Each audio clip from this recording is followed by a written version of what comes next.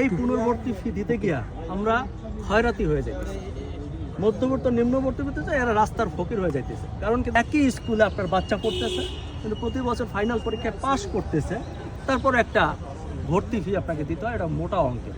আমরা তো পড়াশোনা করছি, আমরা প্রতি বছর পুনর্ভর্তি বলতে কোনো শব্দ ছিল না। এবং আপনি অবাক হবেন, আপনি অস্ট্রেলিয়া দেখেন, কানাডা দেখেন, আমেরিকা দেখেন, হ্যাঁ, তাদের বড় বড় যে প্রতিষ্ঠানগুলো আছে তাদের উদাহরণ দেখেন, পৃথিবীর কোথাও নাই পুনর্ভর্তি ফি।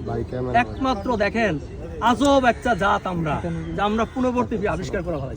এবং এই পুনর্ভর্তি কিন্তু লাস্ট 10 ইয়ার্স খুব বাড়ছে, এবং এত বাড়ছে যে দেখেন আপনি একটা ভালো শার্ট কিনবেন না, স্যাক্রিফাইস করবেন, কিন্তু আপনার বাচ্চার যখন ভর্তি আসবে তখন আপনি চাইবেন যে আমার শার্ট প্যান্ট খুলে যাক, তাও বাচ্চাটার আমি ভর্তি করব।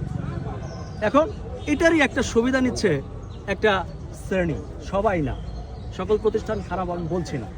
বাংলাদেশে বহু প্রতিষ্ঠান, বহু মাদ্রাসা আছে যারা ফ্রি পড়ায়, আমি তাদেরকে ধন্যবাদ দেই, সালাম দেই, স্যালুট দিই।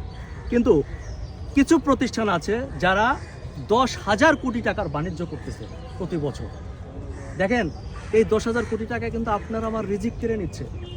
সেটা বড় কথা না, আপনি চিন্তা করেন যে আপনার সন্তান 1, 2, 3, 4, 5, 6-এ পড়তে গিয়া বিশাল করাপশনের মধ্যে দেখতেছে, সে দুর্নীতি দেখতেছে। আপনি আশা করবেন আপনার ছেলে মানুষের মতো মানুষ হবে, অথচ সে দেখে বড় হবে যে একটা অবৈধ কাজ বাংলাদেশে চলতেছে। কোর্ট বারবার বলতেছে, সরকার